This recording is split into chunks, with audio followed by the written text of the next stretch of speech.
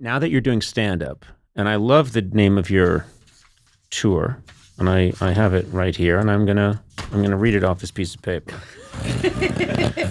Because that's how I work. I like to include people in the process so they can see behind the scenes what's happening.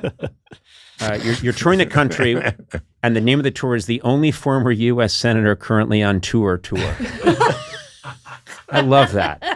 I wanted to say what it was. Are you talking about current events a lot in your stand-up, or are you talking about your years in the Senate? It's sort of biographical. So how I became, like Zelenskyy, right, is considered now probably the bravest person. And of course, comedian, bravest profession. Yep, I believe so. Yeah. Yeah. Podcaster, maybe third. That sounds right. As profession. No.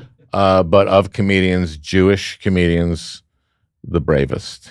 And then, the Irish, of course. And then Jewish comedians who go into politics, like Zelenskyy, the bravest. Yeah. So then I talk about how I became one of basically the second bravest person. So it's biographical, and then I get to me in the Senate, and I talk about those colleagues, and and then I go into some stuff that's happening now. Zelenskyy famously, Putin invades, and the United States reaches out and says, "We can airlift you out of there right away." And he says, "I need guns, not a ride." Such a cool line. Now, perfect. Al, you in that same situation, I see you fleeing with a suitcase. I actually running with a suitcase that keeps flapping open and long underwear falls out, and you've got to stop and shove it back in, and then you keep running. And true or false? I've thought about this myself. I mean, it was ballsy. I mean, he said, "I don't want to ride. I want ammunition," and that was pretty. I have to ask you. You're married to a guy from Russia. He's from Armenia, which was part of the Soviet Union. Oh. Yeah, but he speaks Russian. And Tak has children's toys that are from his youth. Yeah. In the Soviet Union, were you little children's toys? Do your kids play with the little Soviet toys? They love those Soviet toys. They're cute. Really? You pull the string and it says, "Get in line for bread." But it says in Russian. I pitched to Tak that we start a podcast about American versus Soviet toys called Perestroika. And that's Perestroika. I would listen to that. That's great. Well, those would be French toys. Okay. God, goodbye. Hey, wait. Thank you very much. Hey, wait a minute, Al.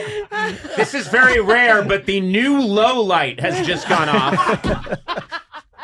He's standing. He's still standing wow, and bowing. He's standing. Wow, this is the longest ovation anyone's gotten. Amazing. Wow, look, just taking in all the love from Perestroika. Would be French toys.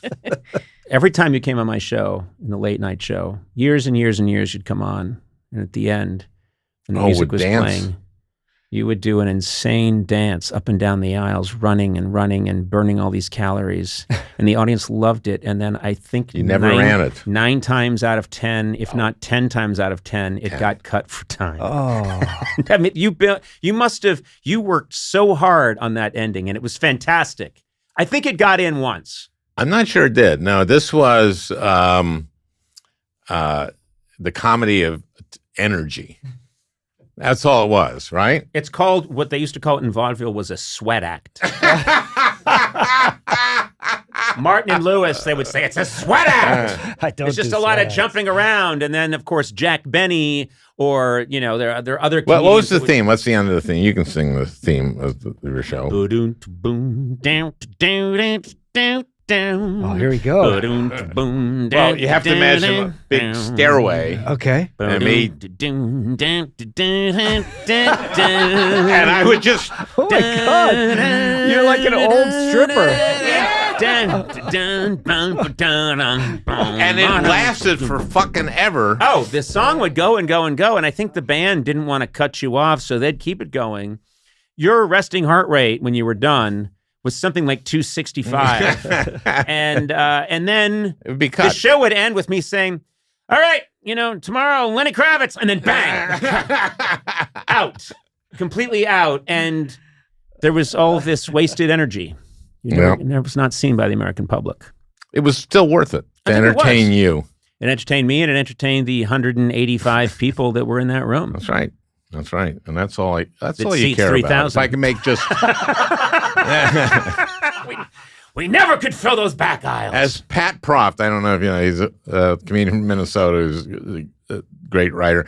He said, if I can make just one person laugh, then I know it's a Tuesday night at the Comedy Store.